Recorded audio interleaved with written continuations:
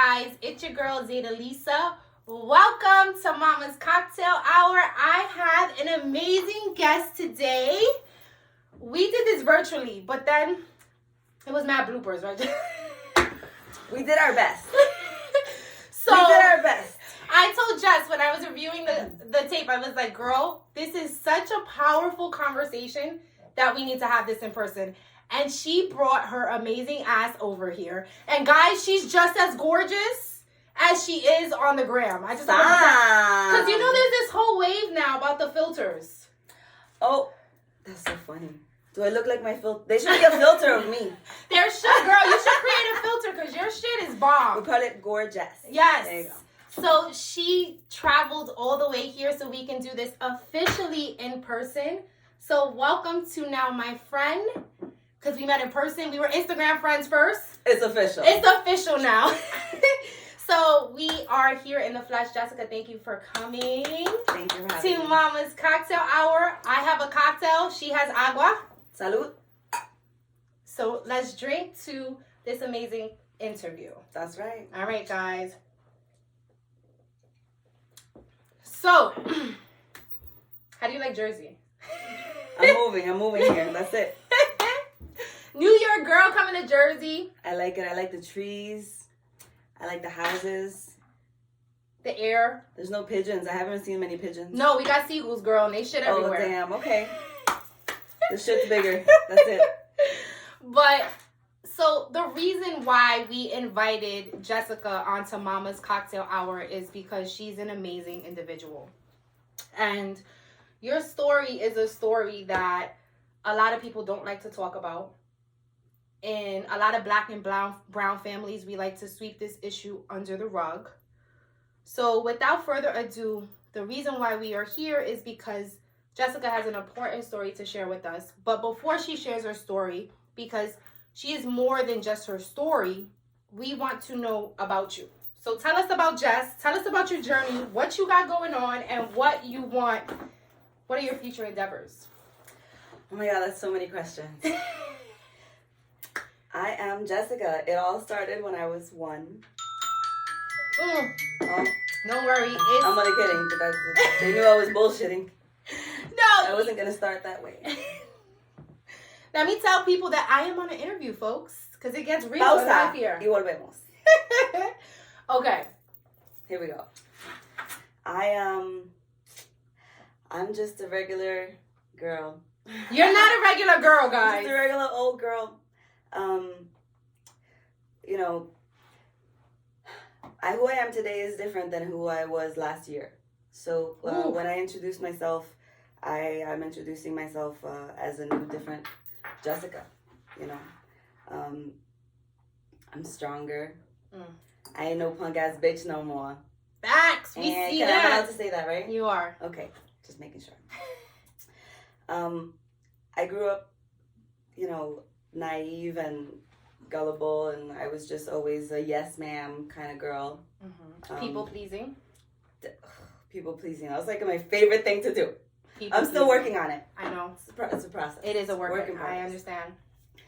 But I should start by saying I grew up as a victim of childhood sexual abuse. You know, I was sexually abused by my father for years, and because of that, I grew up different. You know, just different in the sense that, you know, it didn't make me a bad person. It didn't make me angry. But it made me a people pleaser, and it made me not understand my boundaries. Yes, very important boundaries. I made lots of bad choices because of, you know, things that I didn't understand why, you know. And through years of therapy, I finally decided to tell somebody. You know, I decided to tell everybody. So let's talk about this, because I guess this is very controversial. So you finally spoke your truth at the age of, if you want to say your age, you can just say just recently. I was born October 7th. She's gorge. 19.com. .com, that's all we need to know. story recently. Yes. No, I in February of last year, I was 41. I told my siblings first. I told my siblings, and I told them that I was ready to tell everybody. Wow. It was from my last. It was my last psychiatric appointment with my therapist, and I was seeing a psychiatrist for about 7 months, who was really helping me bring out all of this, past. And all of a sudden, I'm a 40-year-old woman who just learned mad shit from my childhood that I didn't know. Yep. And I'm like, wait a minute, I thought it was just, and now it's, really? What? And then, just learning about what happened, and putting those pieces together with why certain things happened in my life, how they happened, I was pissed. So I think it's very interesting that you said that and just going back a little bit, you went with your therapist. You said that he was able to bring out emotions and make you remember things that you may have forgot or suppressed, right? Mm-hmm. And I think that's very interesting, and that's what I want to share with a lot of our followers here on Mama's Cocktail Hour, is that a lot of times there can be things that are super traumatic that we suppress. And so you suppressed a lot of things, right? Yeah. There's so much, there's a lot that I don't remember. And, I used to get panic attacks a lot and not understand why. Right. And then I learned through therapy that,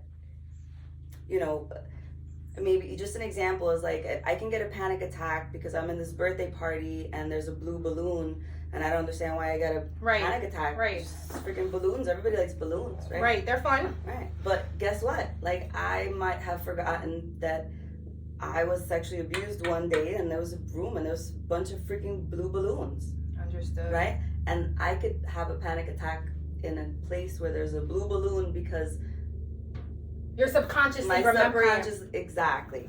Got it. So, through therapy, I got to learn, that's why I got a panic attack because of the blue balloon. That's just an example. Right. And, through talking about it more and digging, I was not just digging into the past, but I was digging into my future and what I have to do about it. That's so deep, because it's the trauma that never goes away, and that's the thing with sexual abuse. It just keeps going, and unless you get help, unless you, like you said, are able to be honest with your story and come true, because you've said it a lot, that a lot of you coming out has been very liberating for you. Oh yeah.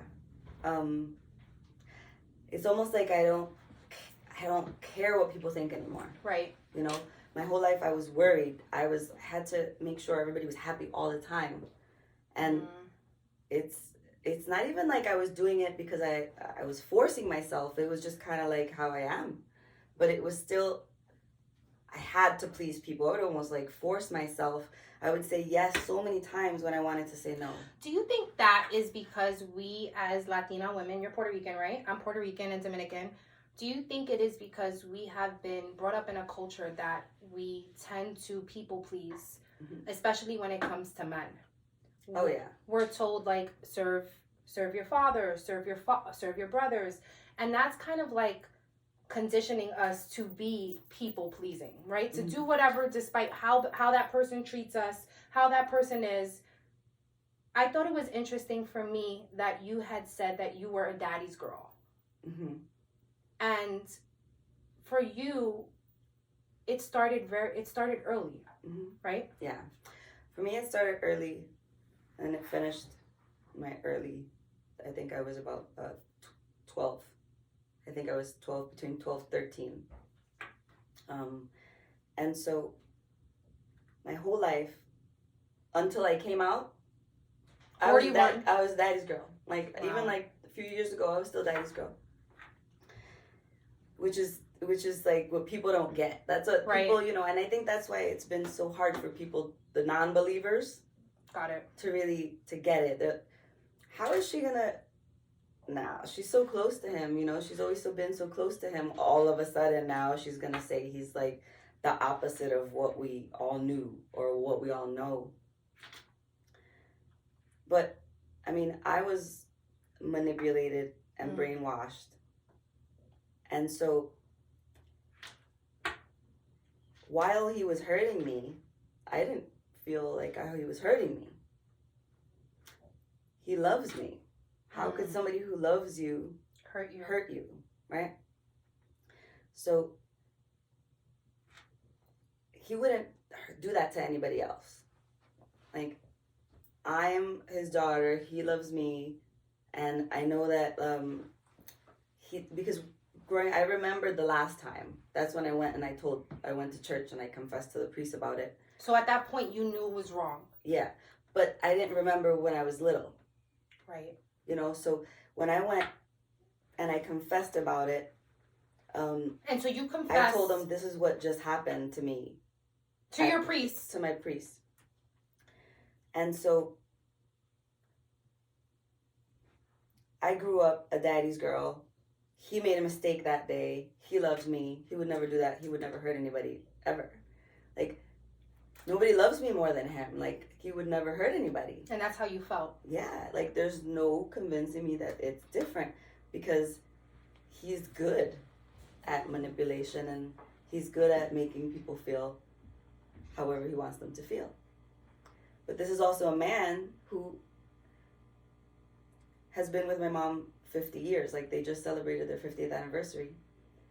But 50 years from when she was 13 and he was 19. So he married her very young. Yeah. So he's been a pedophile since he took her.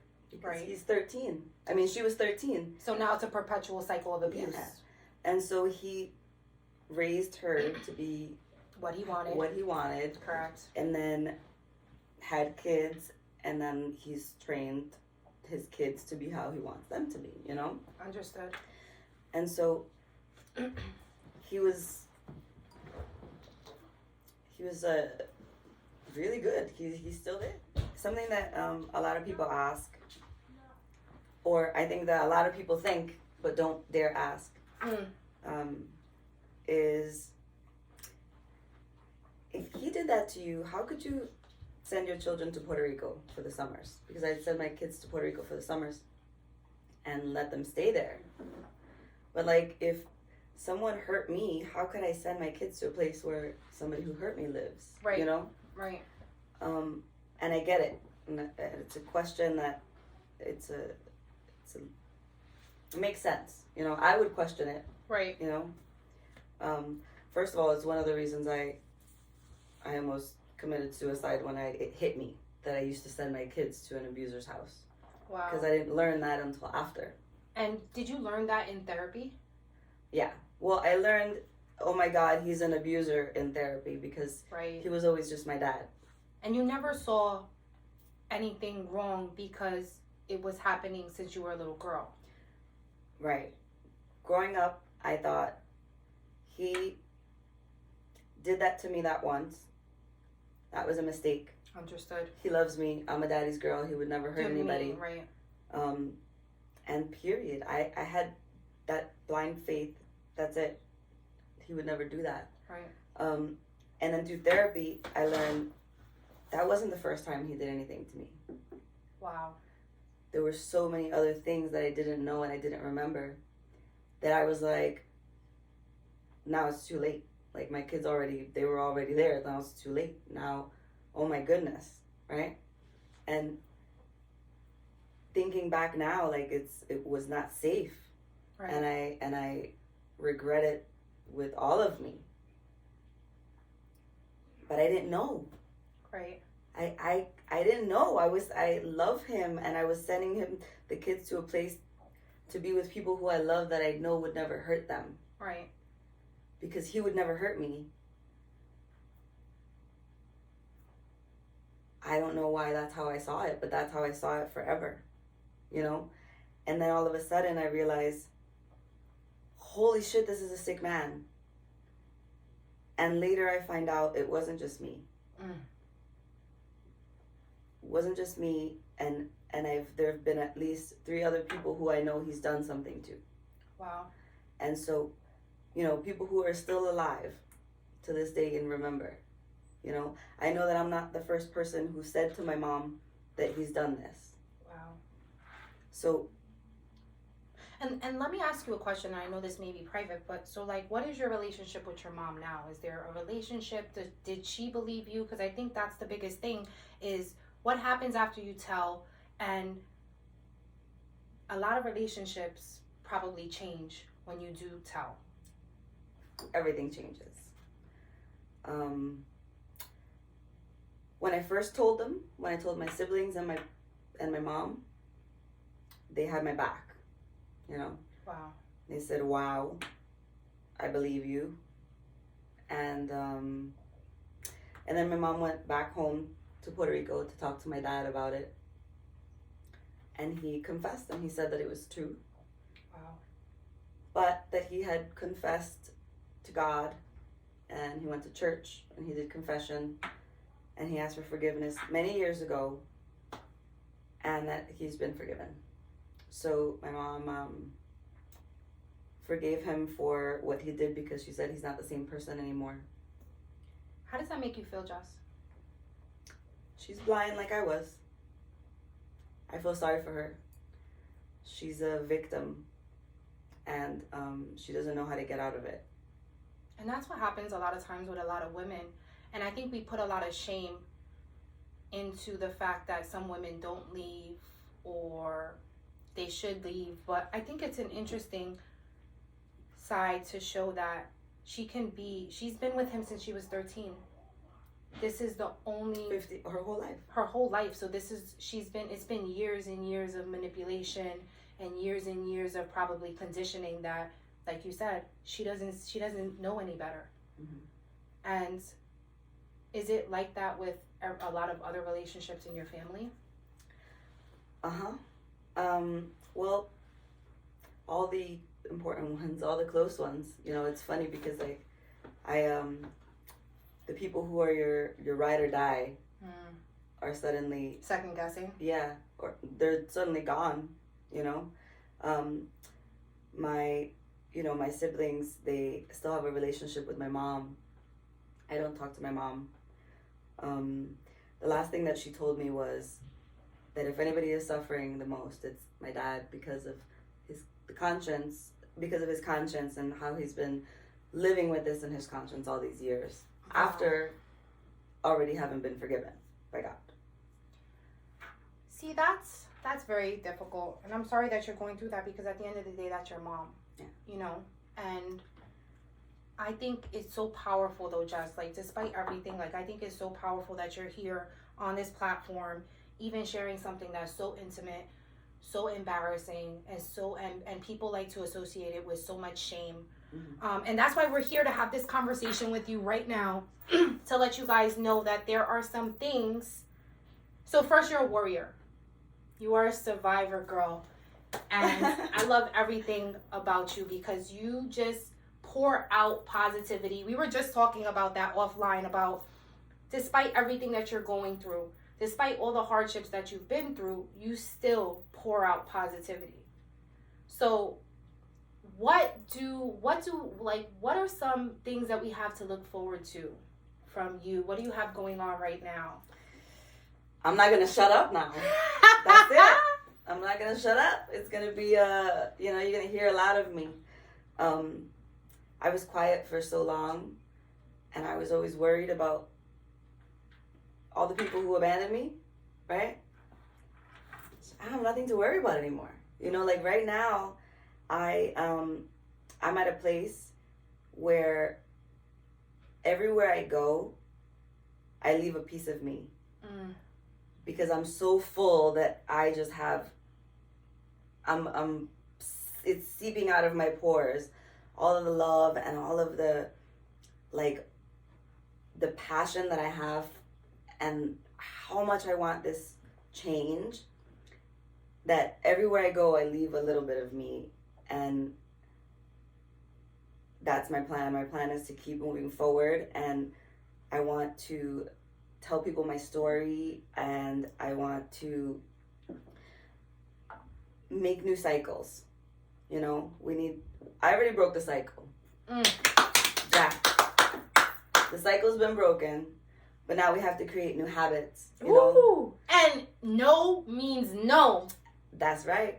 Her brand, your amazing message that you're giving. I love on your website when you read the children's books because, and I love how you talk about this book isn't just for children, it's for parents. It's especially for parents. Why do you say that though? That's so interesting. Because, you know, I can go talk to a bunch of kids right now and say, look, respect your body. No means no, right? Yep. But all then, the things they tell you in school. Exactly. But then you'll be in a family event and your mom will be like, go kiss grandpa. And you're like, no, go kiss grandpa. Go, you have to. Or go hug one of your cousins and say hello. First of all, no. You don't have to hug anybody. You don't have to do anything that you don't want to do. And us as parents, you know, we have to learn that it's okay for our kids to say no to us. Woo! Like, girl, and you know how the Hispanic culture is like, you can't say no. Who do you think you're talking to? Don't talk back to me. Atrévete. Yep. Huh. Right? No, we got to stop it because you know what? Why don't they want to do that? We build a culture of people pleasing. Yes. And us not being able to say no, even when we're uncomfortable, is what you're saying. Right. So I want kids to be able to say, you know what, I don't want to hold your hand. You know? And the teacher's gonna, and you know what? And I'm gonna be the parent that's gonna go yell at the teacher because my kid said no, and you had a problem with my kid saying no. No, that's not gonna happen. Right. You know? So uncomfortable conversations at home. I want to talk about the fact that my family is crazy, but nobody wants to talk about their family being crazy. Yep. Because they're going to be like, el primo de fulana, está la hija de aquí. You know, no. It's so true. Who cares? It's you know? so true. My family is not better than anybody else, and we're not perfect. And I want everybody to start learning that we could be at a dinner table talking about, you know what, I messed up, I did this, and I'm not perfect.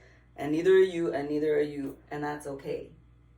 Because then we can teach our kids that they don't have to strive to be so perfect about everything. And if all of a sudden somebody touches them inappropriately, they're going to not want to tell somebody because they're like, I'm not going to be part of that group of people that are, you know, that they're shaming or because I can imagine a lot of the backlash that you probably got for this on and off camera because it's such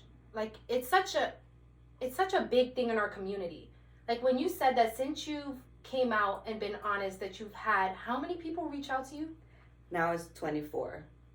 Wow. 24 people that I know that have told me that they've been also sexually abused by a friend or family member. 23. Did I say 23, 24? 24. It was 23 and then it just became 24. What? That's people that I know. Like, that's just people I know. Imagine all the strangers. A lot of them are these people are in my family, by people in my family.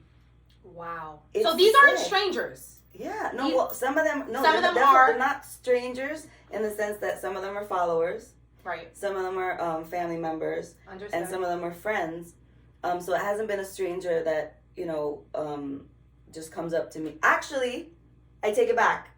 You had a stranger come up to you? I had a stranger request me on Instagram saying, I heard your story and it happened to me too, and then they just started following me.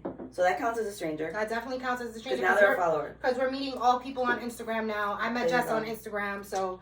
Yeah. So 24 Me Too's. Wow. And how could I stop? Like, how could I all of a sudden decide I'm not going to do this anymore? You know, because I have 24 people that are already, like, on my team. You got more than 24 people because you got Mama's Cocktail Hour too, so we're 4. So now she has 28 people who have her back. Yeah. No, but you know what? I love everything about your brand. I love everything about what you stand for because... Yes, it is a conversation that is extremely hard to have, but it's a conversation that's absolutely necessary. And this is why I wanted to put it here on the big screen, not even do a Zoom, not even do a live, because it's important that we meet in the flesh and have this conversation. what would you have to say for anybody that is right now probably either going through this or has a friend who's going through this, needs to find the right words to kind of be supportive? What advice would you give? Well, first I would say that the 24, we want to hopefully not, that number doesn't go up, because the 24 is 24 victims. Oh, right? okay. So we don't want that number to go don't. up. But what I do want to say for all of those 24 plus all the other people out there who may have been through any type of trauma or are dealing with a friend who's going through it. Right. The most important thing that you can do, the number one advice, if I can only pick one thing first, it would be just to say I believe you. Period. I love that. The fact that someone tells me I believe you, that tells me not only that they believe me, but that they're here for me, that they support me, that they see me, and that I'm not alone. You know? Yeah.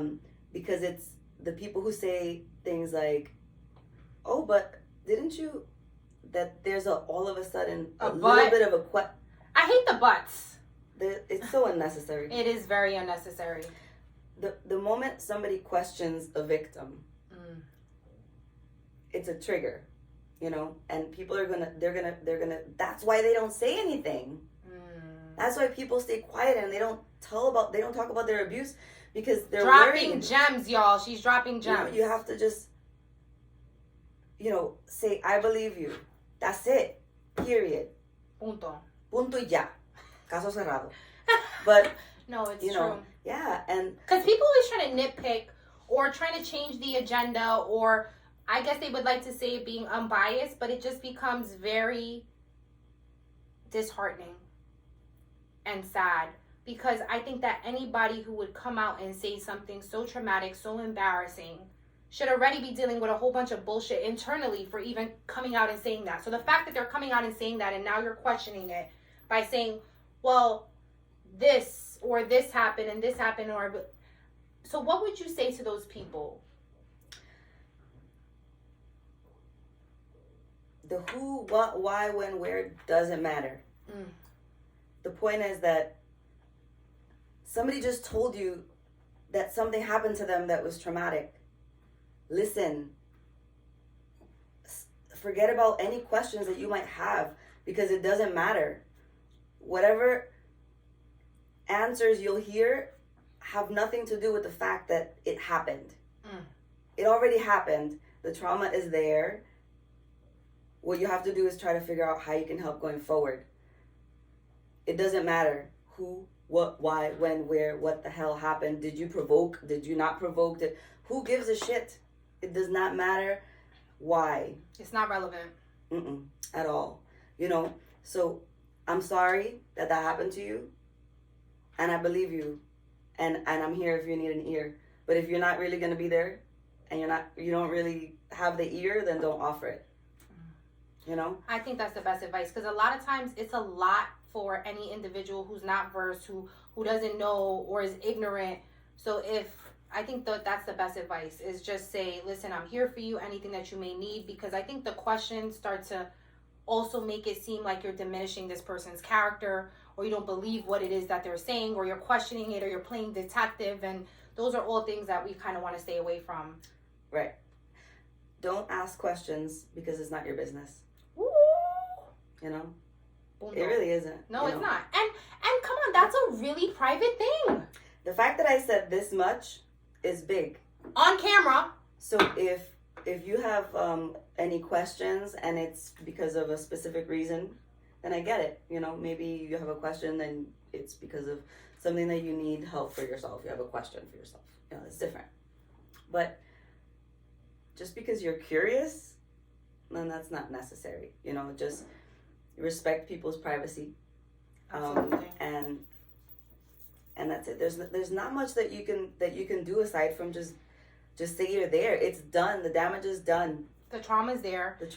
And it's not something that goes away, because I know you say that you have good days, you have really bad days, and regardless of the day, she still puts out amazing positivity, and that's why I think that's why I call you a survivor, because you are absolutely a survivor.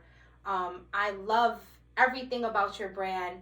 No means no. Tell us what do you have in the future for it. Tell us about your pins, because I got one today and it is so cute. I have it over here that you will see later, but tell us about your pins. Tell us about the stories behind that and what your hopes are for the future.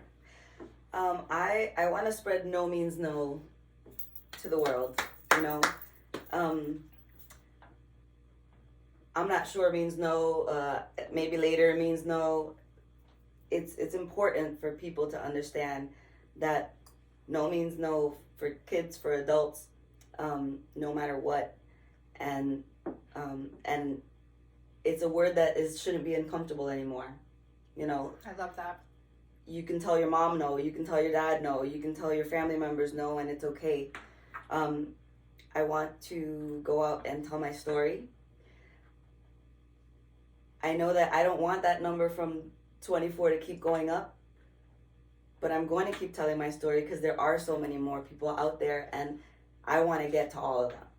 You know, one way or another, whether it's through social media or in person, I want people to know that they're not alone.